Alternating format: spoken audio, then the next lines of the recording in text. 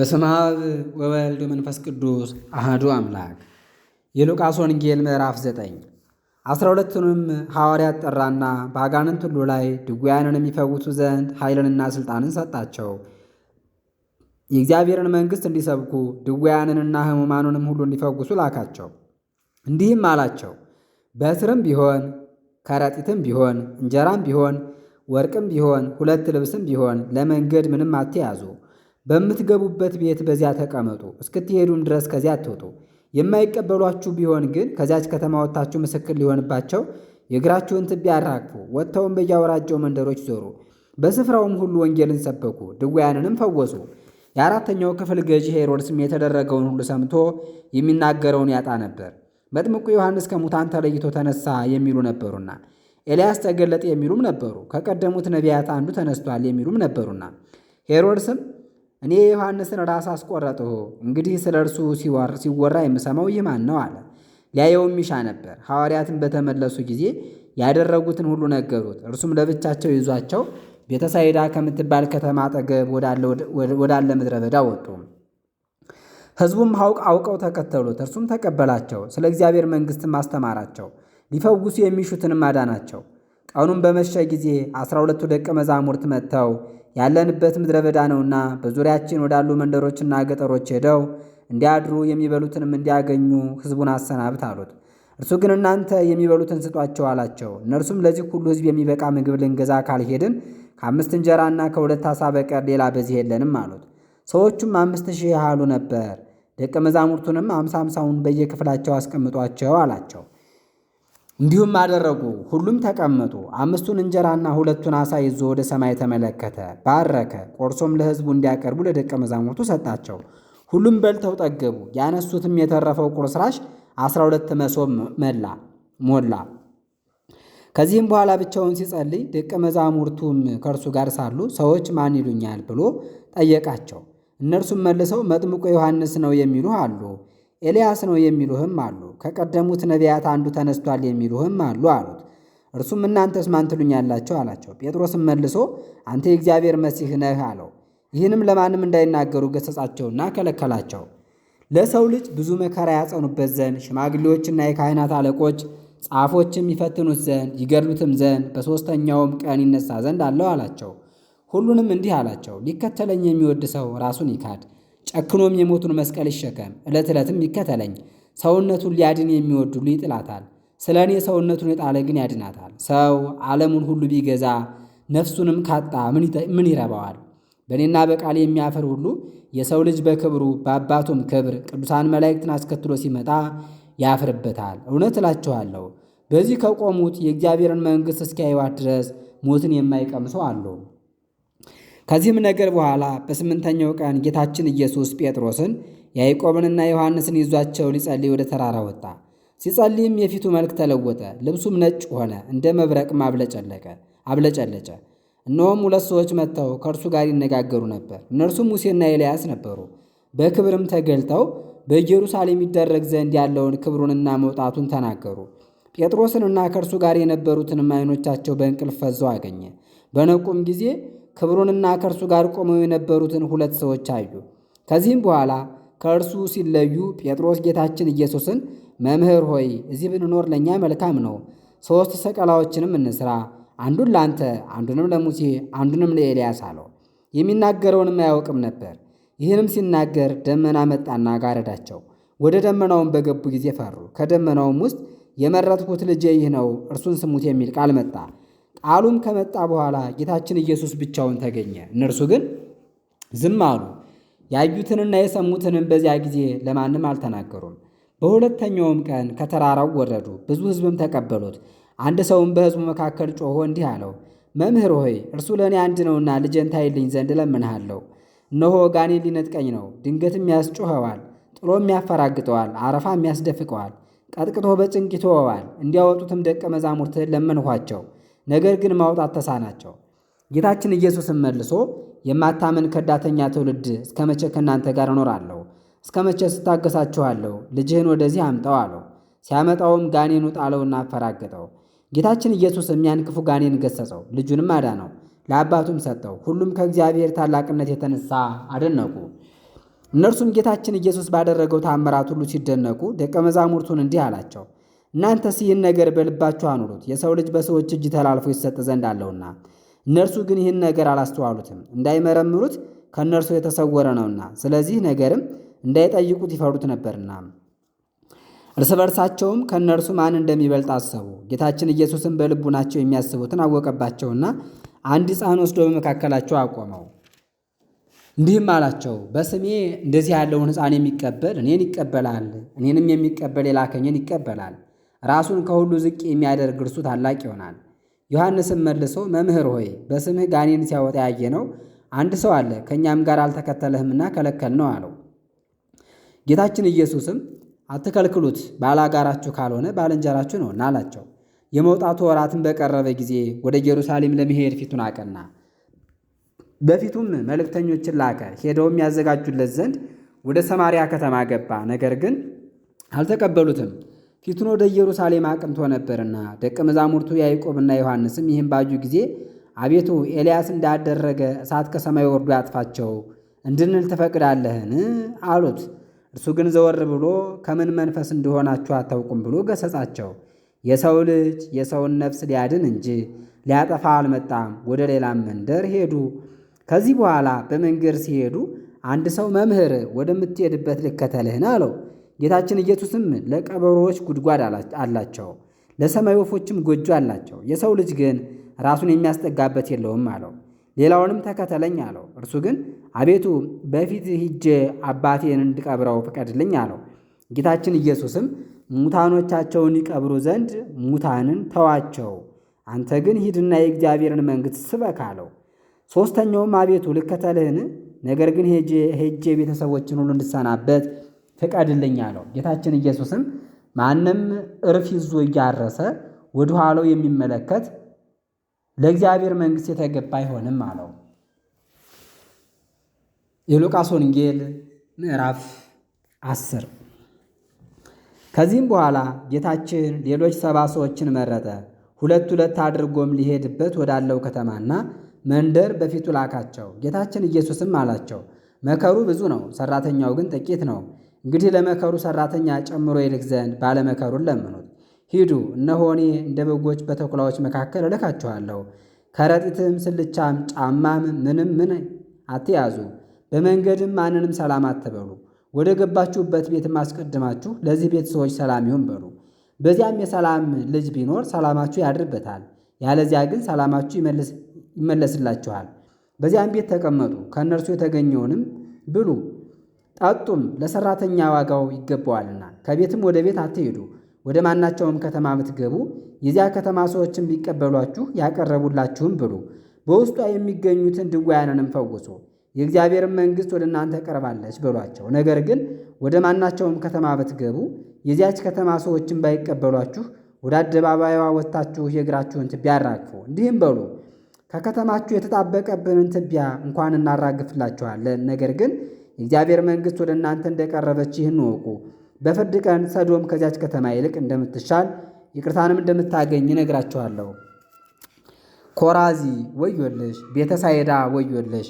በእናንተ የተደረገው ታምራት በጢሮስና በሲዶና ተደርጎ ቢሆን ቀድሞ ማቅ ለብሰው አመድም ነስንሰው በተቀመጡ ንስሐም በገቡ ነበር። ነገር ግን ጢሮስና ሲዶና ከእናንተ ይልቅ በፍርድ ቀን ይቅርታን ያገኛሉ። አንቺም ቅፍርናሆም እስከ ሰማይ ድረስ ከፍ ከፍ ብትይ እስከ ሲኦል ትወርጃለሽ። እናንተን የሚሰማ እኔን ይሰማል፣ እናንተንም እምቢ የሚል እኔን እምቢ ይላል። እኔን እምቢ የሚል የላከኝን እምቢ ይላል፣ እኔንም የሚሰማ የላከኝን ይሰማል። እነዚያም 70 ደስ ብሏቸው ተመለሱና አቤቱ አጋንንትስ እንኳ በስምህ ተገዙልን አሉት። እርሱም እንዲህ አላቸው፣ ሰይጣንን ከሰማይ እንደ መብረቅ ሲወድቅ አየሁት። እነሆ ጊንጦችንና እባቦችን የጠላትንም ኃይል ሁሉ ትረግጡ ዘንድ ሥልጣንን ሰጥኋችሁ፣ የሚጎዳችሁም ነገር የለም። ነገር ግን አጋንንት ስለተገዙላችሁ በዚህ ደስ አይበላችሁ፣ ግን ስማችሁ በሰማያት ስለተጻፈ ደስ ይበላችሁ። በዚያች ሰዓትም ጌታችን ኢየሱስ በመንፈስ ቅዱስ ደስ አለው፣ እንዲህም አለ፣ የሰማይና የምድር ጌታ አባት ሆይ ይህን ከአዋቂዎችና ከአስተዋዮች ሰውረህ ለሕፃናት ስለገለጥከው አመሰግንሃለሁ። አዎን አባት ሆይ ፈቃድህ በፊትህ እንዲሁ ሆኗልና። ሁሉ ከአባቴ ዘንድ ተሰጠኝ። ወልድ ማን እንደሆነ ከአብ በቀር የሚያውቅ የለም፣ አብም ማን እንደሆነ ከወልድ በቀር የሚያውቅ የለም። ወልድ ግን ለወደደው ይገልጥለታል። ተመልሶም ደቀ መዛሙርቱን ለብቻቸው አድርጎ እንዲህ አላቸው፣ እናንተ የምታዩትን የሚያዩ ዓይኖች ብፁዓን ናቸው። ብዙ ነቢያትና ነገሥታት እናንተ የምታዩትን ሊያዩ ተመኙ፣ አላዩምም። እናንተ የምትሰሙትንም ሊሰሙ ተመኙ፣ አልሰሙም። ከዚህ በኋላ አንድ ሕግ አዋቂ ሊፈትነው ተነሳና መምህር ሆይ የዘላለም ሕይወትን እወርስ ዘንድ ምን ላድርግ አለው። እርሱም በኦሪት ምን ተጽፏል? እንዴትስ ታነባለህ አለው። እርሱም መልሶ እግዚአብሔር አምላክህን በፍጹም ልብህ፣ በፍጹም ሰውነትህ፣ በፍጹም ኃይልህ፣ በፍጹም ሐሳብህ ውደደው፣ ባልንጀራህንም እንደ ራስህ ውደድ ይላል አለው። ጌታችን ኢየሱስም መልካም መልሰሃል፣ እንዲሁ አድርግ ትድናለህም አለው። ራሱን ሊያከብር ባልንጀራውንም ሊንቅ ወዶ ባልንጀራዬ ማን ነው አለው። ጌታችን ኢየሱስም መልሶ እንዲህ አለው፣ አንድ ሰው ከኢየሩሳሌም ወደ ኢያሪኮ ይወርድ ነበር። ሽፍቶችም አገኙት፣ ደበደቡት፣ አቆሰሉት፣ ልብሱንም ገፈው በሕይወትና በሞት መካከል ጥለውት ሄዱ። አንድ ካህንም በዚያች መንገድ ሲወርድ ድንገት አገኘው፣ አይቶም አልፎት ሄደ። እንዲሁም አንድ ሌዋዊ በዚያ ቦታ አገኘውና አይቶ እንደፊተኛው አልፎት ሄደ። አንድ ሳምራዊ ግን በዚያች መንገድ ሲሄድ አገኘው፣ አይቶም አዘነለት። ወደ እርሱም ቀረበ፣ ቁስሉንም አጋጥሞ አሰረለት። በቁስሉ ላይም ወይንና ዘይት ጨመረለት። በአህያውም ላይ አስቀምጦ እንዲፈውሰው የእንግዶችን ቤት ወደሚጠብቀው ወሰደው። የሚድንበትንም አሰበ። በማግስቱም 2 ዲናር አውጥቶ ለእንግዳ ቤት ጠባቂው ሰጠውና በዚያ አስታምልኝ፣ ከዚህ የሚበልጥ ለእርሱ የምታወጣው ቢኖር እኔ በተመለስኩ ጊዜ እከፍልሃለሁ አለው። እንግዲህ ሽፍቶች ለደበደቡት ሰው ከእነዚህ ከሦስቱ ባልንጀራ የሚሆነው ማንኛው ይመስልሃል? እርሱም ምሕረት ያደረገለት ነው አለው። ጌታችን ኢየሱስም እንኪያስ አንተም ሂድና እንዲሁ አድርግ አለው። ከዚህም በኋላ ሄደው ወደ አንዲት መንደር ገቡ። ማርታ የምትባል አንዲት ሴትም በቤቷ ተቀበለችው። ማርያም የምትባል እህትም ነበረቻት። እርሷም ከጌታችን ኢየሱስ እግር አጠገብ ተቀምጣ ትምህርቱን ትሰማ ነበር። ማርታ ግን ብዙ በማዘጋጀት ትደክም ነበር። ቆማም ጌታዬ ሆይ እህቴ ትታኝ ብቻዬን ስሰራ አያሳዝንህምን? እርጃት በላት አለችው። ጌታችን ኢየሱስም መልሶ እንዲህ አላት፣ ማርታ ማርታ፣ በብዙ ነገር ትደክሚያለሽ፣ ትቸገሪያለሽም፣ ታዘጋጃለሽም። ጥቂት ይበቃል፣ ያም ባይሆን አንድ ይበቃል። ማርያምስ የማይቀሟትን መልካም ዕድል መረጠች። የሉቃስ ወንጌል ምዕራፍ 11። ከዚህም በኋላ በአንዲት ቦታ ጸለየ። ጸሎቱን በጨረሰ ጊዜም ከደቀ መዛሙርቱ አንዱ ጌታ ሆይ ዮሐንስ ለደቀ መዛሙርቱ እንዳስተማራቸው ጸሎት አስተምረን አለው። እርሱም እንዲህ አላቸው፣ በምትጸልዩበት ጊዜ እንዲህ በሉ፣ በሰማያት የምትኖር አባታችን ሆይ ስምህ ይቀደስ፣ መንግሥትህ ትምጣ፣ ፈቃድህ በሰማይ እንደሆነ እንዲሁ በምድር ይሁን። የዕለት ምግባችንን በየዕለቱ ስጠን፣ እኛም የበደለንን ሁሉ ይቅር እንድንል በደላችንን ይቅር በለን፣ አቤቱ ወደ ፈተና አታግባን፣ ከክፉ ሁሉ አድነን እንጂ።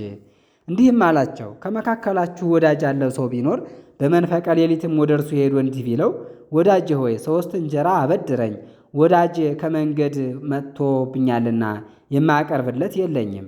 ያ ወዳጁም ከውስጥ ሆኖ አትዘብዝበኝ፣ ደጁን አጥብቀን ዘግተናል፣ ልጆችም ከእኔ ጋር በአልጋ ላይ ተኝተዋል፣ እሰጥ ዘንድ መነሳት አልችልም ይለዋልን?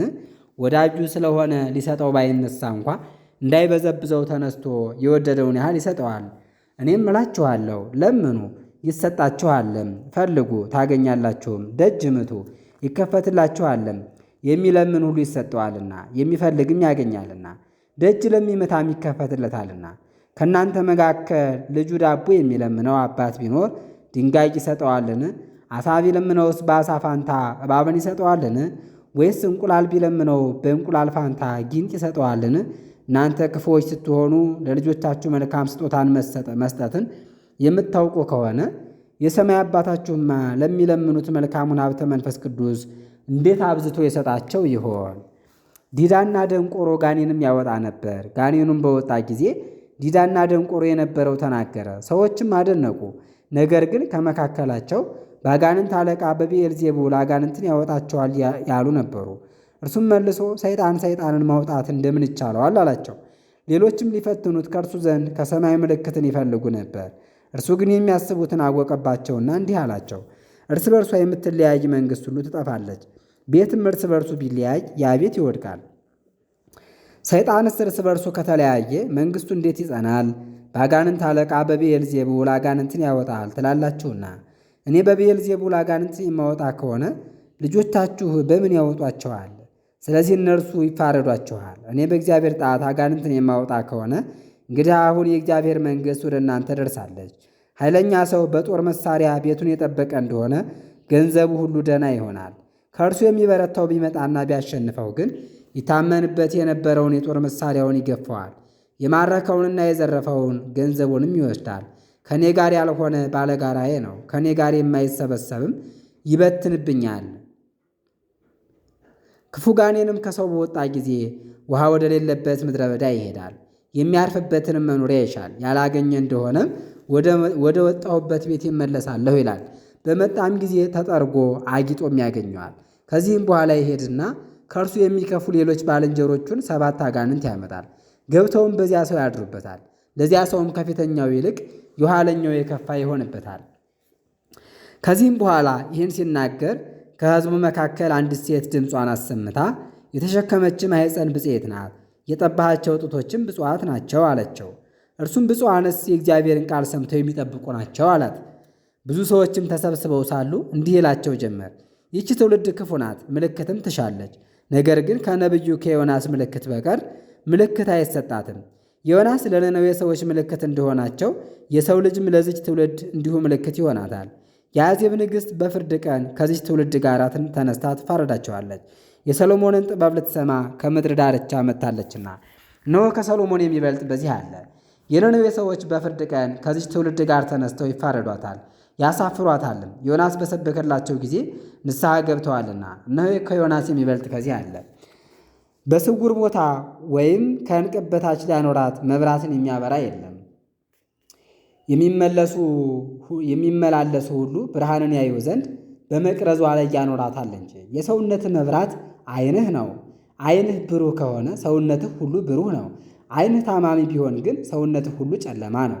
እንግዲህ ብርሃንህ ጨለማ እንዳይሆን ተጠንቀቅ።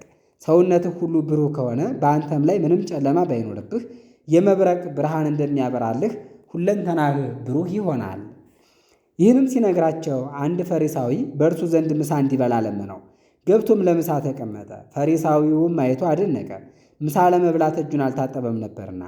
ጌታችን ኢየሱስም እንዲህ አለው፣ እናንተ ፈሪሳውያን ዛሬ የጽዋውንና የወጭቱን ውጭውን ታጠሩታላችሁም፣ ውስጡ ግን ቅሚያንና ክፋቱን የተመላ ነው። እናንተ ሰነፎች የውጭውን የፈጠረ የውስጡንስ የፈጠረ አይደለምን? ነገር ግን የሚወደደውን ምጽዋት አድርጋችሁ ስጡ፣ ሁሉም ንጹሕ ይሆንላችኋል። የእንስላልና የጤና አዳም ከአትክልትም ሁሉ አስራት የምታገቡ ፍርድንና የእግዚአብሔርን ፍቅር ቸል የምትሉ እናንተ ጻፎችና ፈሪሳውያን ወዮላችሁ! ይህንም ልታደርጉ ይገባችኋል፣ ያንም አትተው። እናንተ ግብዞች ጻፎችና ፈሪሳውያን ወዮላችሁ! በምኩራብ ፊት ለፊት መቀመጥን በገበያም እጅ መነሳትን ትወዳላችሁና። እናንተ ግብዞች ጻፎችና ፈሪሳውያን ወዮላችሁ! ሰዎች ሳያውቁ በላዩ እንደሚመላለሱበት እንደተሰወረ መቃብር ናቸውና። ከሕግ አዋቂዎችም አንዱ መልሶ መምህር ሆይ ይህን ስትል እኛን እኮ መስደብህ ነው አለው። እርሱም እንዲህ አለው፣ ለእናንተ ለሕግ አዋቂዎች ወዮላችሁ!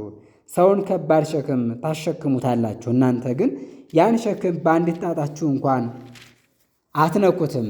እናንተ ጻፎችና ፈሪሳውያን ወዮላችሁ! አባቶቻችሁ የገደሏቸውን የነቢያትን መቃብር ትሠራላችሁና የአባቶቻችሁም ሥራ ደስ አሰኝቷችኋል። የምትመሰክሩባቸውም እናንተ ራሳችሁ ናችሁ። እነርሱ የገደሏቸውን መቃብራቸውን እናንተ ትሠራላችሁና።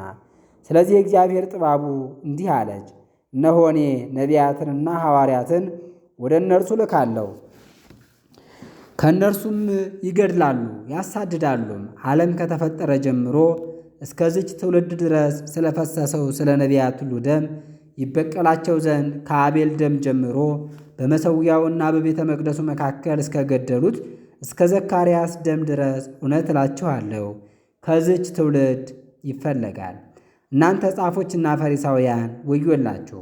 የጽድቅንና የእውቀትን መክፈቻ ወስዳችሁ ትሰውራላችሁና እናንተም አትገቡምና የሚገቡትንም መግባትን ተከለክሏቸዋላችሁ። በሕዝቡም ሁሉ ፊት ይህን ሲነግራቸው ጻፎችና ፈሪሳውያን አጽንተው ይጣሉት ይቀየሙትም ጀመር። በአነጋገሩም ሊያስቱትና ሊያጣሉት ያደቡበት ነበር። የሉቃስ ወንጌል ምዕራፍ 12 በዚያን ጊዜም እጅግ ብዙ ሰዎች እርስ በርሳቸው እስኪረጋገጡ ድረስ ወደ እርሱ ተሰበሰቡ። ደቀ መዛሙርቱንም እንዲህ ይላቸው ጀመረ። አስቀድማችሁ ከፈሪሳውያን እርሾ ተጠበቁ። ይኸውም ግብዝነት ነው።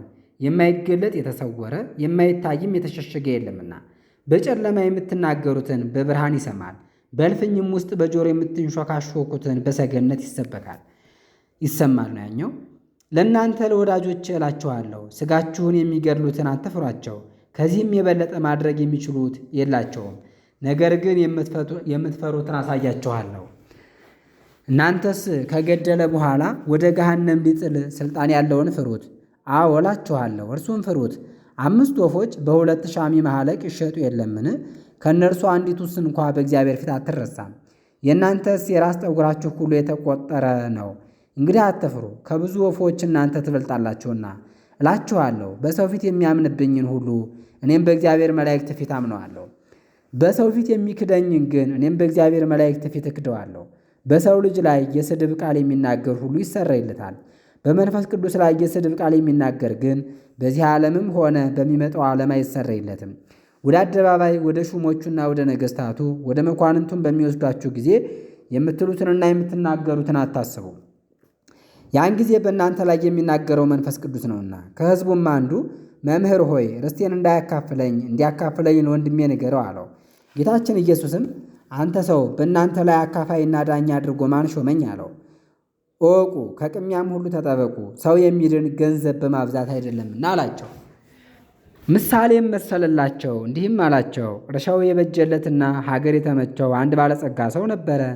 እህሌን የማኖርበት የለኝምና ምን ላድርግ ብሎ በልቡ አሰበ። እርሱም አለ እንዲህ አድርጋለሁ፣ የቀድሞውን ጎተራዬን አፈርሳለሁ፣ ከእርሱ የሚበልጥ ሌላ ጎተራም እሰራለሁ፣ እህሌንና በረከቴንም በዚያ ሰበስባለሁ። ሰውነቴንም እንዲህ ይላታለሁ፣ ሰውነቴ ሆይ የሰበሰብሁልሽ ለብዙ ዓመታት የሚበቃሽ የደለበ ብዙ ሀብት አለሽ። እንግዲህ ወዲህ እረፊ፣ ብይ፣ ጠጭም፣ ደስም ይበልሽ። እግዚአብሔርም አንተ ሰነፍ፣ በዚች ሌሊት ነፍስን ከሥጋ ለይተው ይወስዷታል። እንግዲህ ያጠራቀምኸው ለማን ይሆናል አለው። ሀብትን ለራስ የሚሰበስብ ሀብቱም ከእግዚአብሔር ያልሆነ እንዲሁ ነው። ለደቀ መዛሙርቱም እንዲህ አላቸው፣ ስለዚህ እላችኋለሁ ለነፍሳችሁ ስለምትበሉትና ስለምትጠጡት ለሰውነታቸውም ስለምትለብሱት አትጨነቁ።